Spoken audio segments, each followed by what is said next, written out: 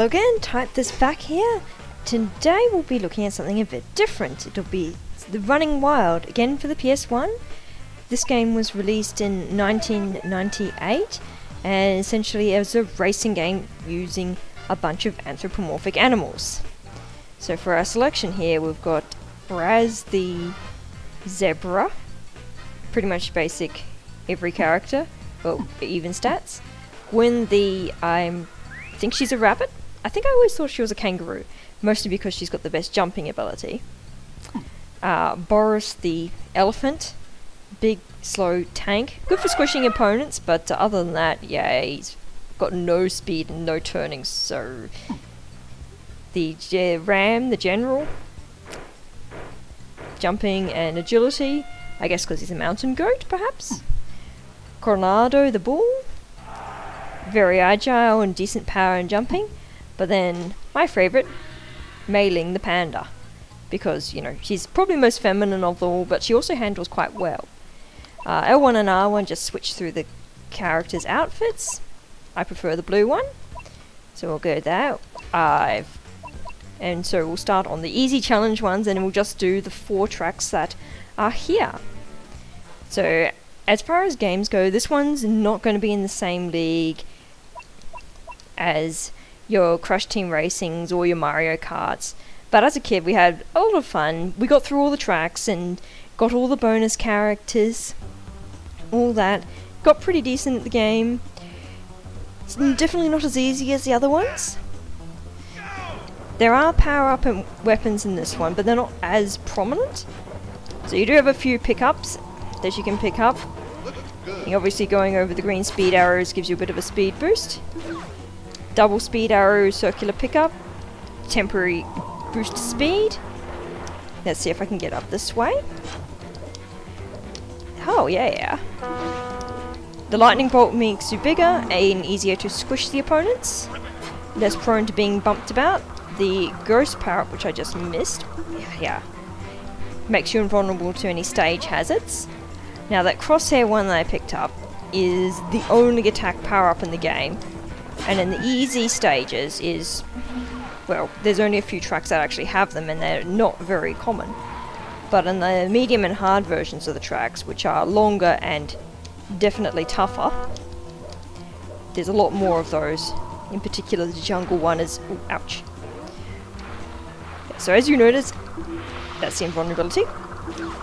Anytime you remotely touch any sort of wall or obstacle, you get a massive speed taken out. It's about the same as being squished by one of your opponents. Ouch. Like that. Being the panda, I'm a little bit squishier than the ram. Now, cool. The announcer's got some... It's I suppose the announcer's kind of repetitive, but it has some interesting bits every now and again. And an easy victory. Don't really care about saving record times. Now, unbeknownst to me, this does actually have an auto-save, so when I was practicing, all my times and progress from that has been carried over. Alright, onto the volcano. Standard lava level. Yeah, so the wings power up is another one that's more uncommon in the easy levels. That one makes you fly. You basically avoid any sort of lava pits, acid pits. There aren't any insta-death falls in this one, so you cannot actually fall off the stage. Having said that, like if you try really hard, I am sure there's a way of getting out of bounds. Just like pretty much all games out there. Alright, let's go jump. Avoid the fireball. To make the harder turns, you can use L1 and R1. The Arctic level didn't actually have any turns that was steep enough to require a sort of, it's not really a drift, but the more, ouch, fine-tuned turns. Yeah, so it's pretty much standard. As I said, the harder tracks tend to have more obstacles, tighter turns, but they also have more secret passageways. This one doesn't really have any in this level. Don't jump in the lava. But, well, you can use the pink bounce pads to bounce over everything there. Doesn't know that it really does anything. Now, in other versions of that track, there's a secret that you can bounce to over the fire. You do have to have a decent amount of speed. Yeah. So one of the main key to victory in this one is maintaining your speed gauge, which is basically don't run into stuff because then you get penalized massively. Damn, done. That one. Wait for it to save.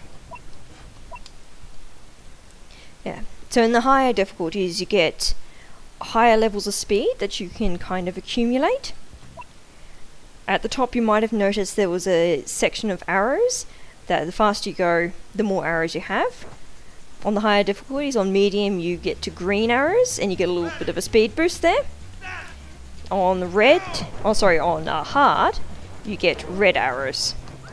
And like at those speeds, it's pretty crazy. Now let's see what's over this way. That pretty much nothing interesting there. And you probably notice those small little triangles that appear on the track, like these blue ones here. Collect all of them, and a power-up will appear for you. Anyone else can grab the power-up as well. Yeah, so that ram that just passed me is flying and invulnerable, so stuff him. And miss all the arrows and, you know, power-up doesn't spawn. So this area here is simply an alternate pathway to up there. It seems to be slightly faster than whatever the other one was. Alright, I prefer the blue route just because it's a way of getting up here. You know, did a nice job of... Oh my gosh! Yeah, once you hit things, you just get bounced about so badly. Alright, I'm still second place. Let's see if I can actually beat this track. Even if I don't, I'll just proceed to the next track. Yep, so ghosting to be invulnerable to everything. Although there's no... Oh. It doesn't make you invulnerable to pillars though. So that's something. Let's beat that silly rabbit. It's interesting that the rabbit was my main challenge, well, the best AI for both the second and the third races. Whereas in the first one it was, what, the elephant? I don't know whether each track has a preferred best character.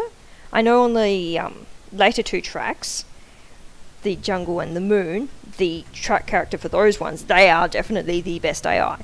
Those are the two tracks that are currently hidden by the question marks down the bottom. And for the jungle one, that only exists in medium difficulty or higher, and the moon is only available on the hard difficulty. So I don't think we played the moon terribly much. That one was a fairly tough track, it had a lot more obstacles. So here we have our standard sort of deserty one. Lots of thorns, lots of cacti, lots of things to hit my head on. More speed ups. Now this is another one of the easy tracks that actually has a power up. Mud Bomb is the best one of all the power ups, because that one creates all the ground turns into mud, which means that the opponent's characters, they can't do shit. Well, it slows them down tremendously. The other attacks that you can get with the attack one are one that makes all your opponents mini. That one's pretty good, makes them easy to squish, they also go slower. There is also the Ice Bomb, which when fighting the AI is probably the least useful. As that one only, well, it turns everything to ice, so you tend to be a bit skitty. Not sure how effective it is with the computers. However, against human players, it is a bit more effective. You might notice a slightly discoloured bit of wall there. That one... Oh, hey, I flapped a dude. That one, and again, in the later levels, would be a shortcut. Alright. And that's all that done. So challenge mode completed, and we came in first. Wait for it to save again. Avoid the water. Yeah, that's a useful tip. Water tends to slow you down. Good job, you won this challenge again. With the same character. In exactly the same costume as I did in the practice one. So beating the challenges also unlocks things in the secret options. So, for instance, the drones, which is the AI opponents, you can toggle them to be small all the time, thus easily squished. But you can't do that in challenge mode to make challenge mode easier. And as you progress, there's additional power-ups. And that, essentially just sums it all up. You got your usual practice mode, time trials, circuit, and that's pretty good. Your difficulties, controls, and that's pretty much Running Wild.